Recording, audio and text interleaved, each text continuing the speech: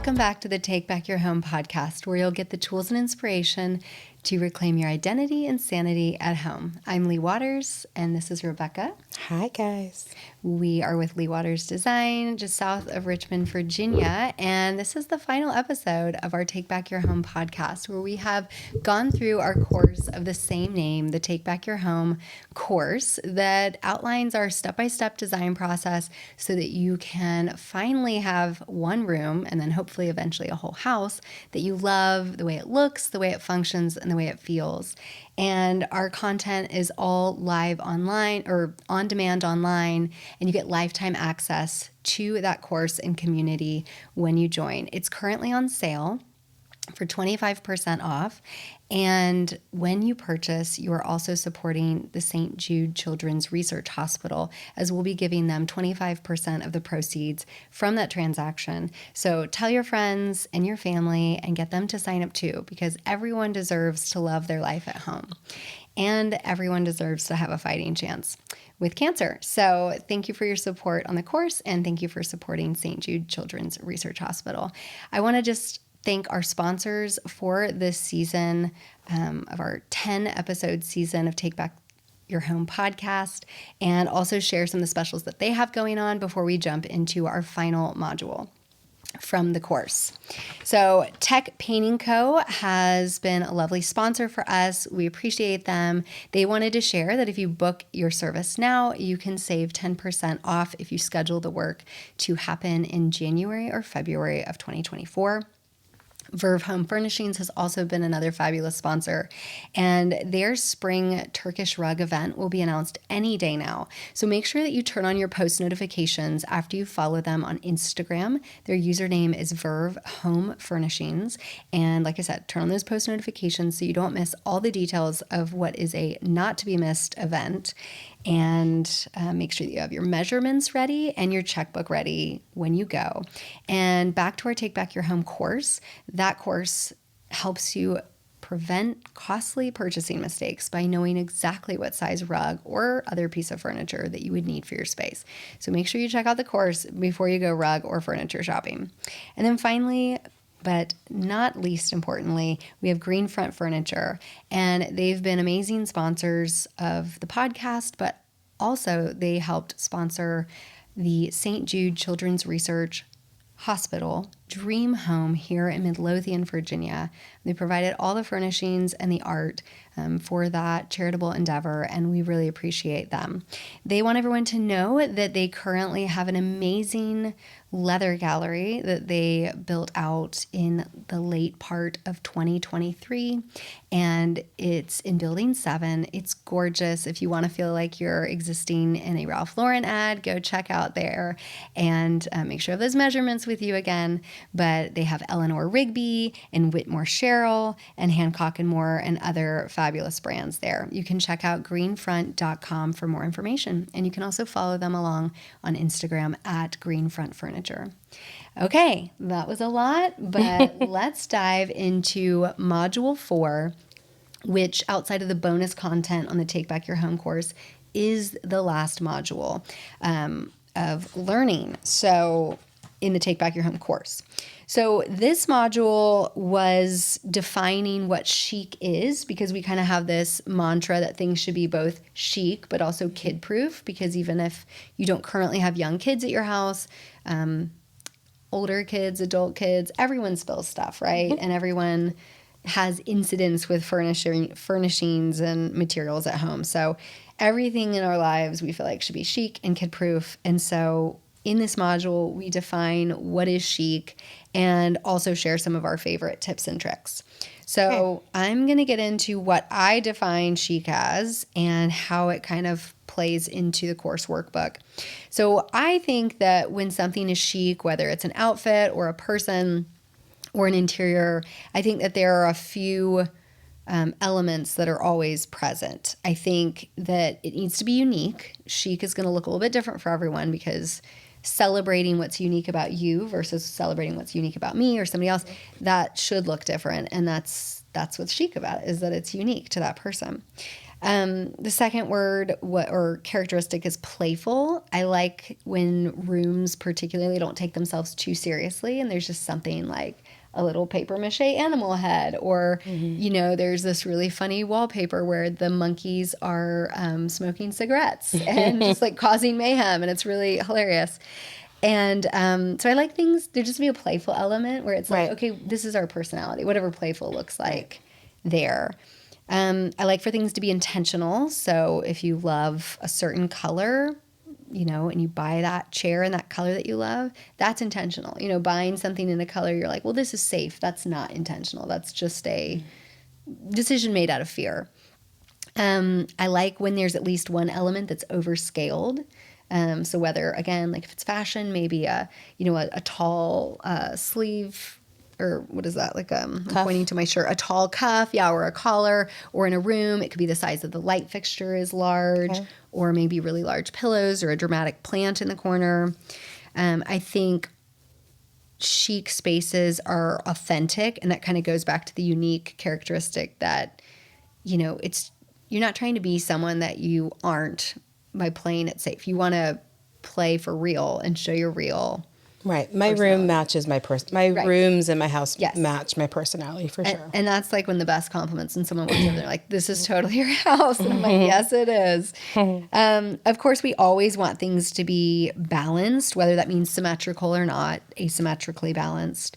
And then the last word is layered. So that's a lot of words, but in the workbook and in the course material, if you recall, I basically, after defining what these characteristics mean, I give instruction, and I'm just going to read it word for word. It's like, once the furniture plan is decided, add chic characteristics in for each of the words. So each of those characteristics, add them physically. So add chic elements, for each of the characteristics. So if you have mostly neutral upholstery, where can you find a spot for a playful pattern or lamp?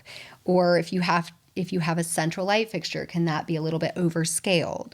Okay, so in the workbook, when you have, we have you make assignments for each of those characteristics so that you can define for yourself, where is my moment of playfulness going to be? Where is my moment of symmetry or balance going to really, how is the room going to be balanced? Where's this moment of intentionality? And so I have you do that for each of the words. Did you have an assignment that you particularly liked? The words that you wrote? Or I did. Assignments you made? Well, to me, of course, unique. I have curated my collection of art over many decades, and from galleries to yard sales, and that's unique. I mean, I don't. You definitely didn't just go out and buy it all at once. So no, I generally don't even own any prints. I like to have original art because it really, even from the same artist, I don't necessarily like piece to piece. Sure. Art really speaks to me. And unfortunately, maybe my family doesn't feel the same way about every piece of art. My husband doesn't love all of our art, but I do. And it just makes me so happy. So definitely unique that's important to me. Playful. I like to be playful. Yeah. I do have a chair that has 3 different fabrics on it. And when I showed it to the upholsterer, he just kind of rolled his eyes, and I don't even think he liked it when it was finished. But I love it. Yeah, I love it. Yes, I very much love it. I'm intentional when I decorate. I like oversized pieces. I love vintage lamps. And I get myself in trouble with vintage lamps because I always have to get them rewired. They're never quite right, I've got a guy here in Richmond, Telly Keys. I hope I didn't send you too much business, but he's great at rewiring lamps. So if you look him up. I always need a lamp rewired. I love vintage lamps.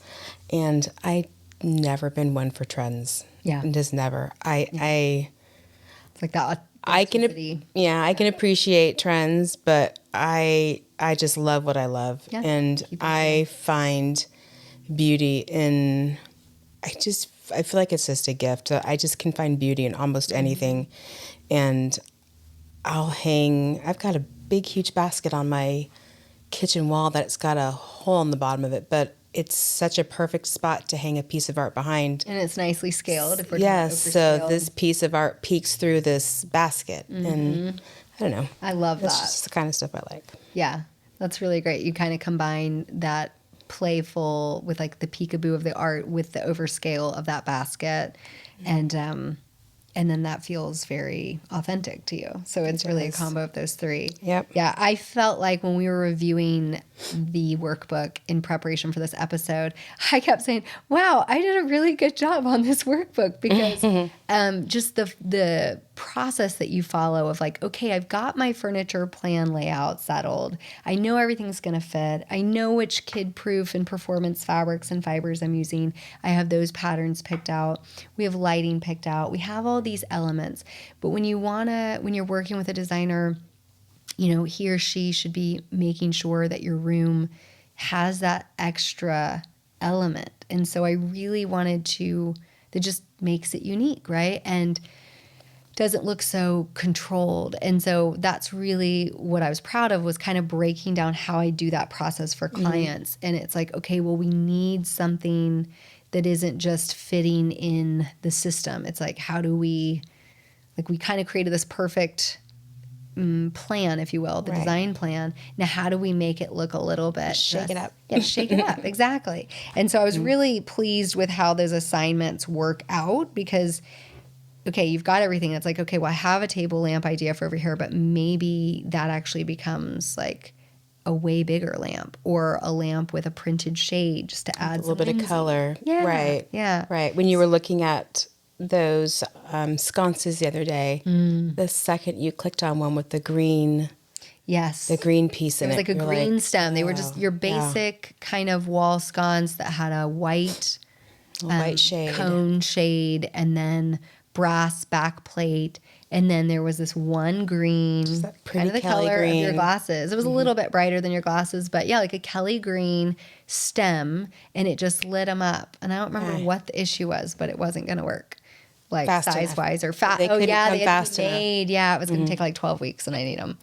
Yeah. Unfortunately, yesterday it's for a rental, so it's not the same. But yeah, it's we did find some good ones. But ultimately, it's you need that moment that's just makes you smile. Yep. You know, and I think that's really everyone that's listening or watching can kind of go over those words: unique, playful, intentional, overscaled, authentic, balanced, and layered, and really look around their room and say, okay, how could I utilize or make assignments for each of these characteristics, and it would really change their room, like instantly. Like if you kept everything the same and just swapped out one lamp or pillow for something more overscaled, or a piece of art for something overscaled, it would instantly change that room.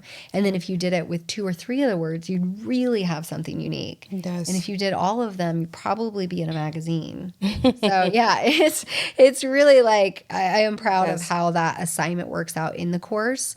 And if you're interested in the course, again, check out our website, leewatersdesign.com. It's a really comprehensive way to just make your home yours and love it. So, okay. I didn't want to spend too much time on Chic. Is there any closing thoughts you have on that before we move on to our tips and tricks section? No, I think we covered. No, I think if you think it's chic and it's in your home, then own it and you got it. I think it's just about being intentional with it. Set out to be chic and you will be. Or set out for your room to be chic and you can make it that way. Yep. So, okay. So we also have some videos talking about our kind of tips and tricks, which we've talked about performance and kid-friendly fabrics and fibers. And in the course itself, we get into some of the more nitty-gritty about how to arrange furniture so that lamps are less likely to get knocked over. We talk about sconces instead of lamps and just all those kinds of things so that you are just setting yourself up for success, right? With kids, teenagers, or adults, or maybe dogs. I'm not going to give a guarantee on the dogs, but we love dogs and we know that they're part of a lot of our families. So, okay, so we break it down into categories and we discuss strategies for these following categories in these videos. So I'm just going to start listing off these categories, and we probably won't get to talk to or speak to every single one. Okay. But I think we're going to get a lot of good stuff covered for what we do cover. So, okay, the first one is art. So art is safe. It doesn't get damaged too much unless you're moving, and then that's a big problem. Yeah. But swapping out glass for plexiglass in art, using... And who could you have do that? Like if people are going like, oh, how do I do that? Especially if something's sealed. You know, if you've had something professionally framed. I would just take it back to a framer. I mean, I would take it back to a framer and... you could do it at home. Sure, you could. If you are careful, you can take like a razor blade and like... And I've taken it back. Cut off that paper backing and then, you know, in a very dust-less, I can't say dust-free, but like as dust-free as you can get it environment, pull out the art, put in your plexiglass. I have to say for original art, probably most of my original art does not even have glass on it. True. Like but if even... people have like framed photographs or prints, like there's a lot of original art that can be prints because like in Talio or other printmaking, there is no original. The original is a plate. Right. So so like if you have a limited edition print, sure, that is considered original in that case. But yeah, a lot of those are going to have glass. So if you had something like that, or if you just had a print from art.com, there's no shame in that, you know? No. And you know, art is bringing beauty into your life. It is. It's whatever you find beauty, wherever you find beauty, and it very much is your personality and how you find it. So I do have glass hanging on my walls, and I think maybe we've broken something, but I think it was during a move. Yeah. So it really doesn't. It depends on your kids, right? Like I've seen they're not kids, bouncing stuff off my walls, you know. But some kids do, and I mean, like, and everyone's different. But I mean, I've seen a kid like pick up a baseball and throw it in the house. Like, so if your child is that child, there's no shame. Just replace that glass with plexiglass. Right. The rest of everyone either have a professional art installer hang your art or know what you're doing in terms of the right weight range for your picture hanger.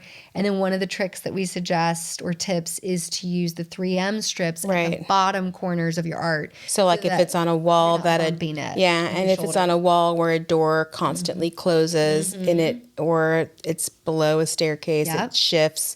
So those 3M strips, a French cleat will also keep it from moving at all. A French cleat is the best way to hang art if you it's like a little mini shelf that it sits on. It's like a 45 and a 45 coming together in complete architectural, structural engineering perfection. Harmony. Yes. Triangle's strongest shape. So, okay. But yeah, we also talked, I think, about just because I feel like art is such a thing that people do not allow for themselves because they're like, well, my kid's going to do this. And it's like, you know what? Like these paintings and museums have survived for hundreds of years. Sure. Like it's going to be fine. Sure. Some of my original art is my children's artwork. Yeah. I honestly have my children's artwork framed and on my walls. Yeah.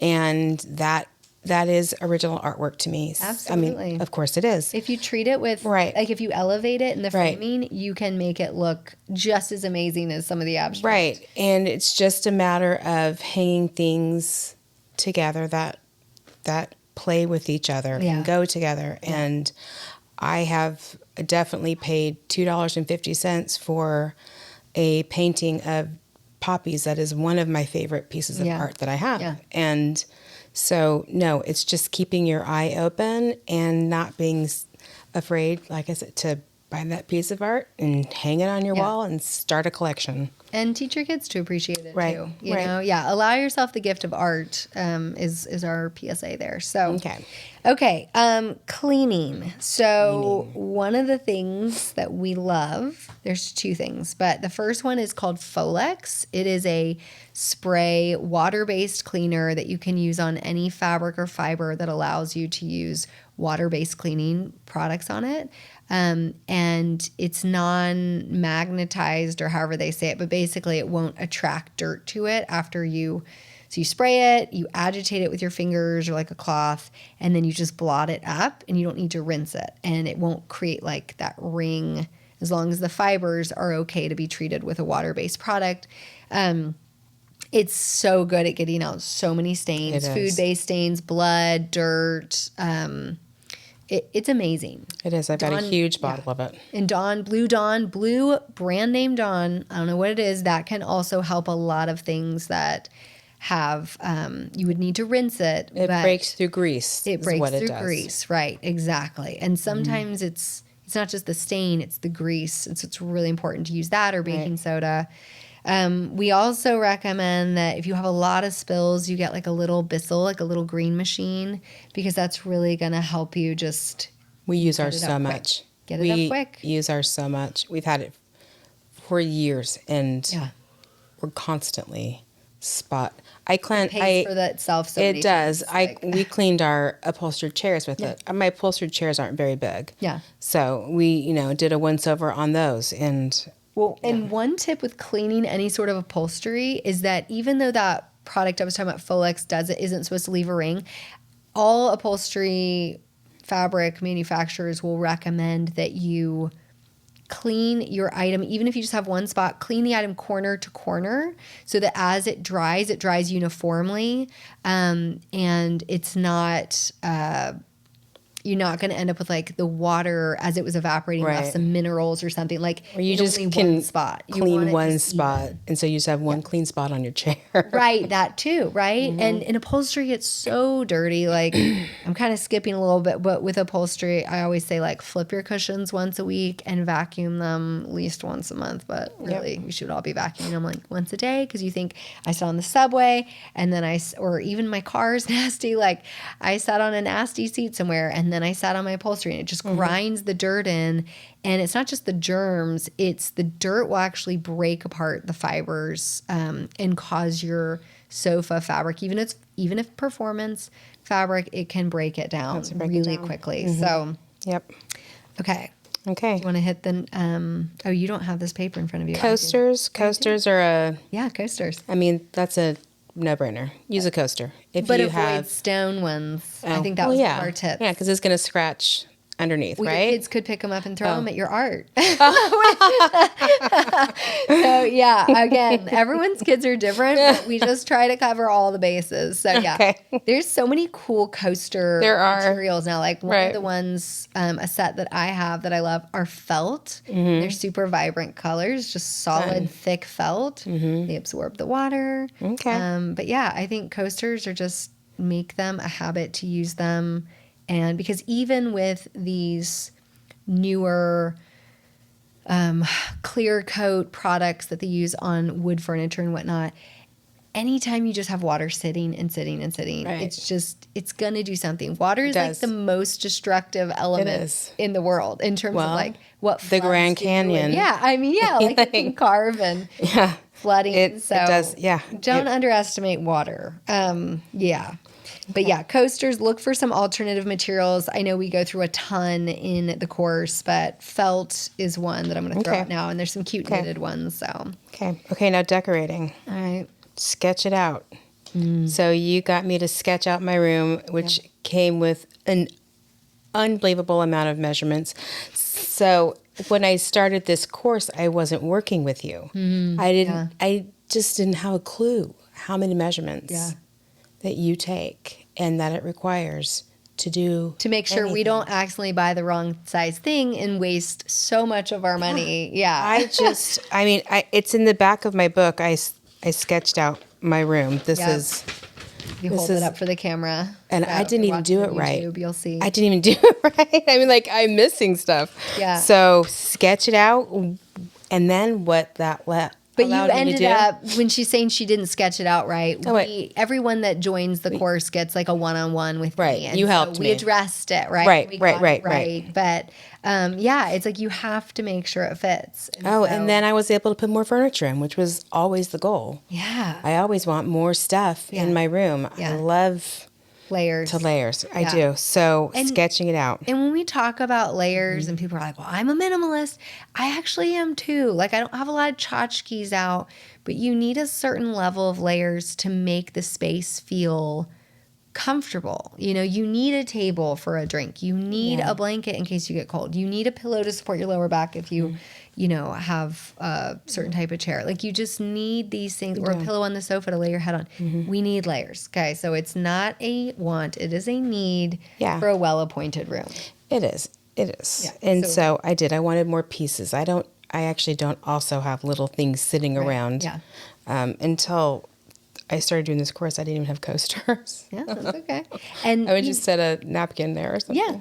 Well, yeah, and it's just another opportunity to add in a visual layer, right? Like I'm going to use coasters, so instead of them just being cork, unless you have a very earthy aesthetic going on, why couldn't they be magenta felt Sure. or an old vinyl like record interior or whatever? And so Something fun. something fun. Okay. Okay, electrical. Electrical. One of the tips is using electrical tape to kind of secure any cords that are, you either don't want a kid maybe like tripping over or even an adult tripping over, but also it can just kind of clean up visually the aesthetic. So if you have a cord coming out of the wall and then it goes down the wall and then it goes under a piece of furniture, just putting some brown, if you have wood floors, we have a lot of brown wood floors here in Virginia, putting some brown electrical tape, which some people may not realize it comes in that because a lot of people have seen the black.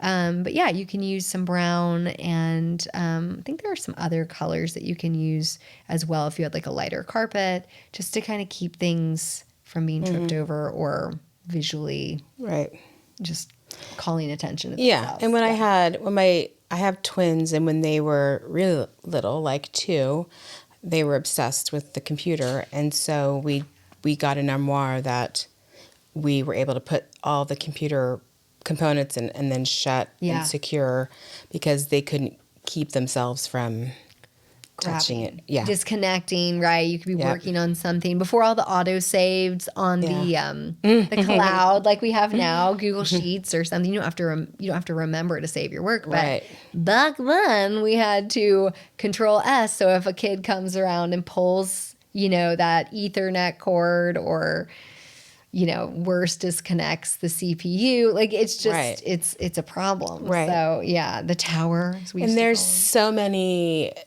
cool products to buy online too, like to connect cords or to grips that we use, and just to lasso everything together. Control your cord story, right? For both safety with kids, you can use zip ties, you can use cord grips, but also control the visual narrative that these cords are. Right. Like, of course, it's stressful looking at that corner. There's cords everywhere. Can you put them in a basket with a plant? Can you route them down the chair leg or the table leg? There's always a way to do it. It just takes a little consideration. Yeah. And this is something you could do in theory today. Can corral your cords. Yeah. And it is much safer. So, all right. Fiber protection. Services and products. Have you ever used one? I haven't. Okay. I generally stick with a leather couch for my family room and pillows that I can toss in the washing machine. Love that. For my family room. Yeah, yeah.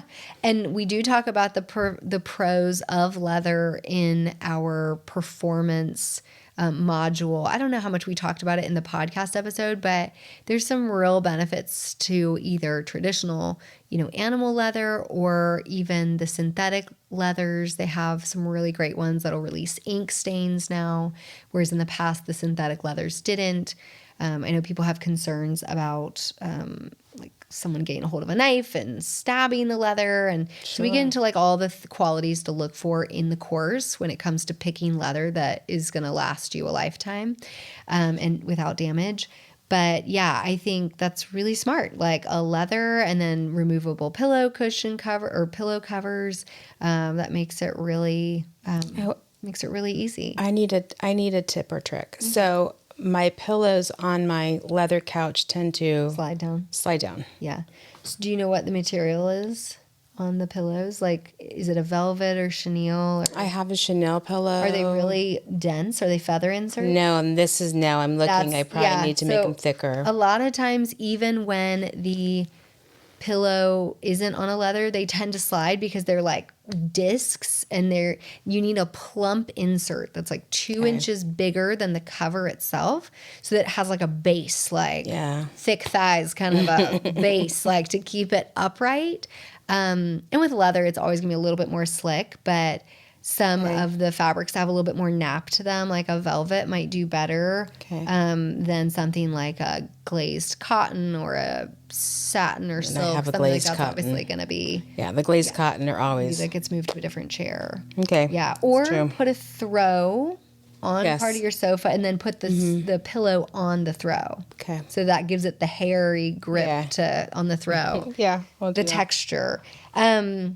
Yeah, okay, so going back to the fiber protection services, so there are companies that you can call if you look up like sofa cleaners, a lot of them, or upholstery cleaners will offer a fiber protection package where they calculate it based on I think the lineal feet of upholstery that you have. So if you're like, I have a 8-foot sofa and then I have chairs that are 2.5 feet wide each, they can come in, or they can give you an estimate on the phone and then come in and do a professional clean on your, just dirty sofa that you probably haven't been flipping the cushions on or vacuuming it ever, and it's just looking sad. They can do that clean on it, and then they can spray it with environmentally friendly, make sure that it's environmentally friendly sprays that they can apply anywhere from 6 to 18 months till if you don't have a performance fabric, after it's cleaned, it can just protect dirt from getting in there and creating stains. And so I love to tell people about that because even though we talk a lot about performance fibers and fabrics, it's really important to me to make sure that you know that you don't have to go out and buy something new all the time just because you didn't buy a performance sofa. A lot of times you can have a professional come in, give it the once over, and then set it up for success in the future. There is something called Scotch Guard. I wouldn't use that on an entire sofa or chair because it does have a tendency, because of the silicone content, to yellow. And so I say avoid Scotch Guard on things like that. Scotch Guard to me is more of a product for something small that you don't have like as long of a life or on. something. Maybe. Yeah, it's like going to get worn off a lot quicker before it yellows. Okay. So yeah, I think that's good.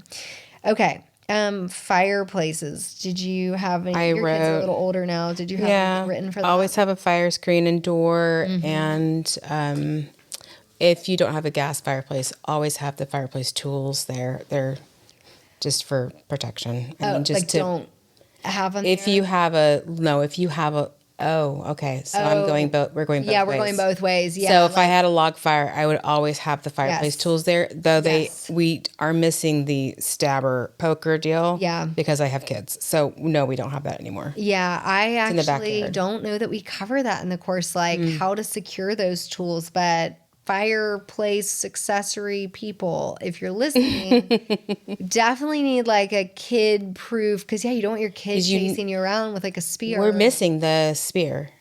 It's in one of our neighbors' backyard. It's just gone. It's gone. One of your kids has hit it. Yeah, it's gone. The apocalypse. Well, they used it against somebody, and so it's outside somewhere, along with all my mother's spoons that we dug in the garden with. So. I love it. Yeah, I think some of the points that coming back to my mind from the video content in the course is like making sure if you're building or renovating a fireplace, thinking about like what's in front of if you have a raised hearth, like what's in front of that. Like you can use ottomans and stuff too if you have really little kids that you're worried about tripping and falling.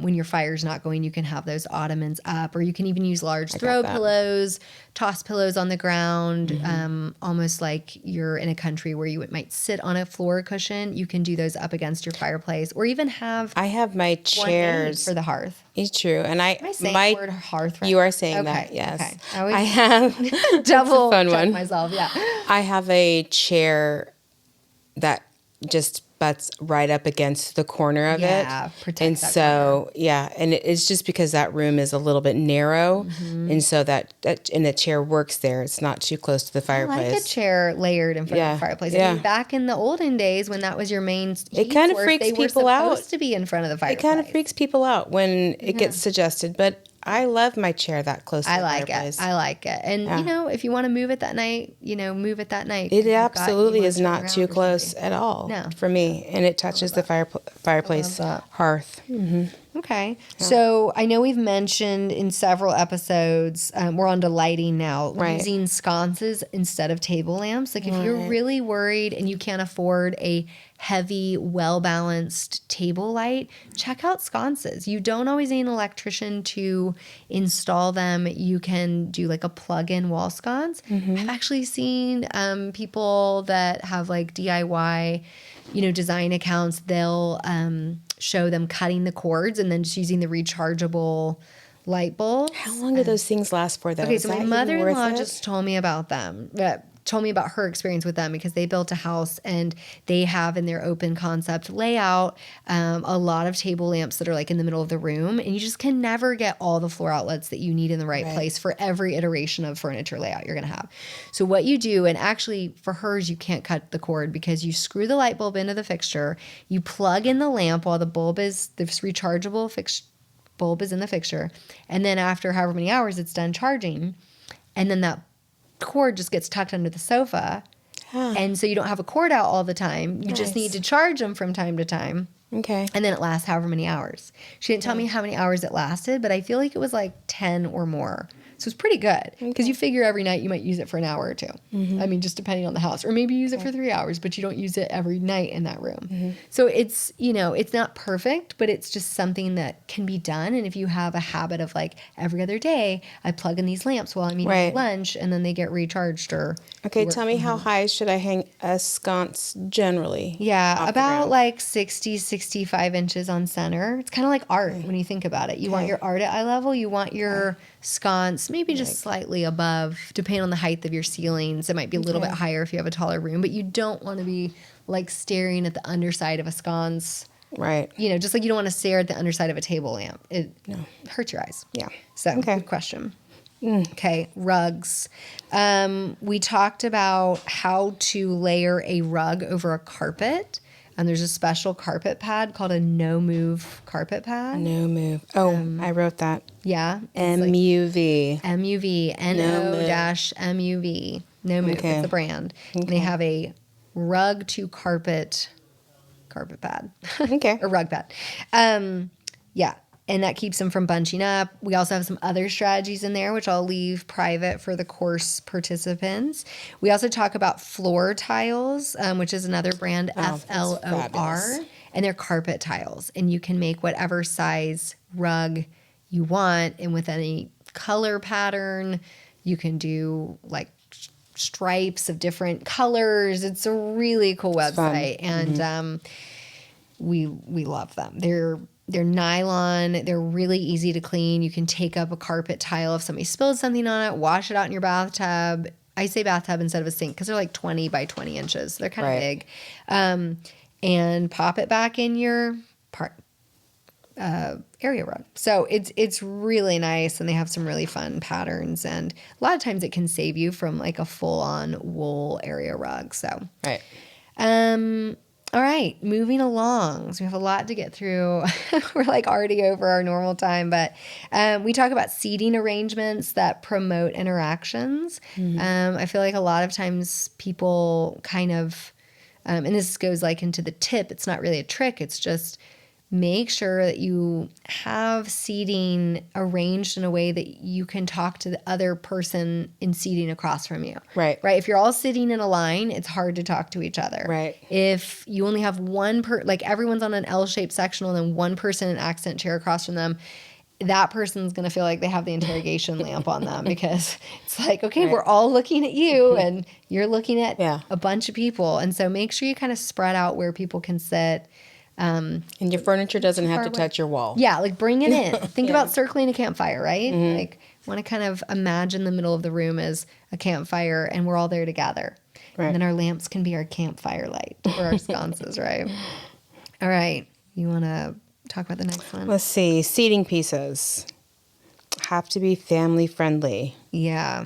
Like I know we talked a little about in the layout section, like not all, okay, say you regularly have 15 people over at your house. You don't have to have 15 armchairs so you can have family friendly, meaning, you can have these little tiny things, like little footstools that kids that are younger who only sit for 5 seconds at a time anyways can sit in and leave the armchairs and, more full on upholstered pieces for the adults for the bigger that kids. Are more tired. So yeah. And comfortable seats. Yeah. And ottomans too, like footstools, ottomans, little benches. These are all garden stools. These are all options that can be kid friendly, like leather or porcelain for a garden stool. That can be kid friendly and easy to move around so the kids can be right where the action is, right? Right. You can be on the sofa at the coffee table and a kid can pull up a little stool next to that coffee table. And for them, that's the perfect place to eat lunch. Right. Or, have a cookie while you read a story or you're playing a game. Right. So, okay. Got 2 sections left. Wait. 3. You have shelvings and built-ins. Yeah. I didn't write anything. Talked about measurements for those in the videos. And I don't want to give away too much because people, that are in the course, like they deserve to have some things that you have to like get into the course to learn. But there's some really important elements with making sure that your measurements are right for built-ins and also for shelving, because the obvious is we don't want things in open storage that you don't want your kids to get into too low.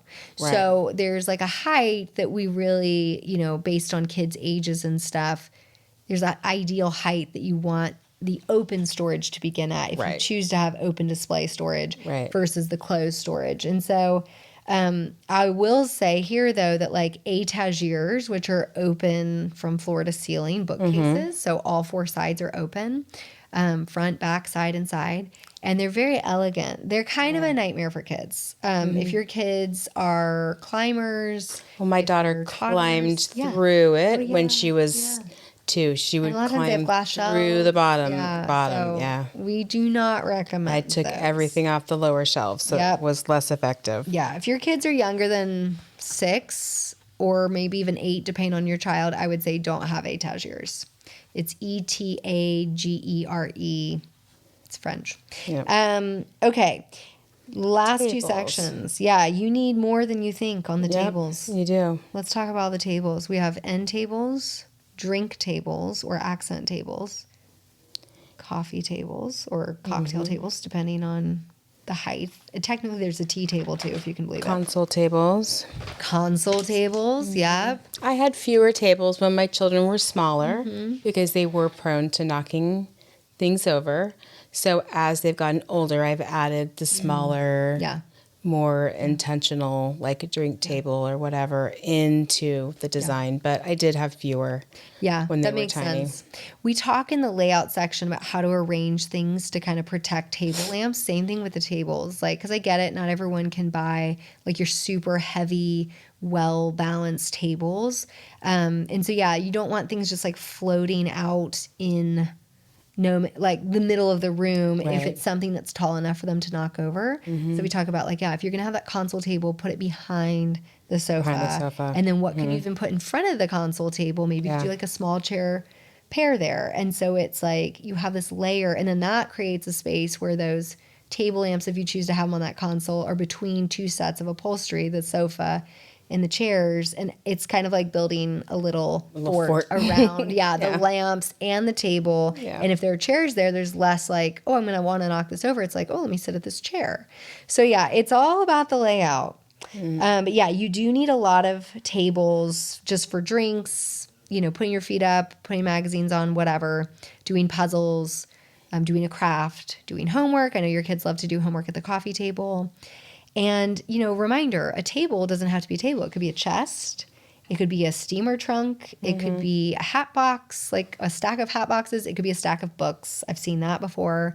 It's just a way to get a height, a flat surface at the height. At the right height. Yeah, and let's talk about the height real quick. We want these surfaces within a couple inches below or above, preferably above our armrests. Right. Because when you lean your arm out, you don't want to like have to go down it unless you're double jointed. It's pretty hard. So it's easier to go up and reach up for a glass of whatever you're drinking.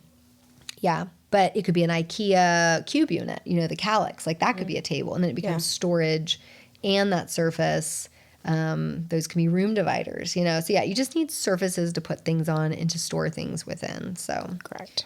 All right, so the last section is walls, and just talking about if you have a more open layout versus a closed layout, you may have more or less in an open layout wall space. So just remembering we don't have to put all the furniture on the walls. We can create a room even in the middle of an open space with rugs and furniture. But other things to consider about walls are kids touch walls a lot, right? So if you've bought a new home or you've purchased a home that was sold to you and it was all, quote, recently painted, they probably used a builder grade, super flat paint. It's going to absorb the oils in your kids' fingers and anything else they have on their hands, and adults too, right? It's not just kids. If you put on your favorite hand lotion and then you touch your walls and it's got this paint, you're going to have an even bigger handprint than your kids. So, I like to just remind people one of the best ways to add personality and character to a room is wallpaper. It's so much easier to take off your walls these days for when you are done with it, but it hides a lot. It's very durable. Like you can spray it with vinegar water and just wipe it down. I've got it in my entryway. My kids kick off their shoes and I just wipe off the dirt from time to time. And so it also, with a pattern, hides the stains in the first place. You're not even when you kick off your shoe and you scuff the wall and it kind of hides it. Yeah, exactly. So, and then if you do choose, you can also do paneling or, something like a chair rail and below can be a little bit glossier of a paint. I like to recommend eggshell, like as a minimum. It does show a little bit more imperfections in the wall texture, but to me, when you cover all that with art and furniture, it doesn't really matter, and it's so much easier to clean. So, any other thoughts about walls before we? I do like walls. I thought you were going to go into that. I prefer. Oh, you prefer walls. I prefer to not tear down walls. There's a real big movement in design, and it's already kind of boomerang. Our higher end builds, we're not seeing it anymore. To have it so open, it doesn't all need to be open. I love the little cozy space of my family room with my fireplace. I don't want to see my kitchen. Sometimes my kitchen's a mess. A lot of times, mine's a mess. I just don't want to see it. And so I love rooms. I'm not a big fan of open concept. So I don't walk in a room and think of walls I can tear down. I think of what I can put on them. Yeah, love it. Well, thank you so much for tuning in either on YouTube or Spotify or Apple Podcasts or wherever you listen to your podcasts this season, the first season of the Take Back Your Home podcast. Rebecca, it's been so great having you on. And in the beginning, she was just taking the course, and now she's actually working for Lee Waters Design. So that's been fun. We do want to give one final shout out and thank you to our 3 sponsors, Tech Painting Co., Verve Home Furnishings, and Green Front Furniture. Y'all have been the best and made this possible. I hope you have learned so much from tuning in, and we are going to do a second season. Stay tuned. You can get all the updates by following us on Instagram at Lee Waters Design. Thanks so much and have a great rest of your day. Bye. Bye.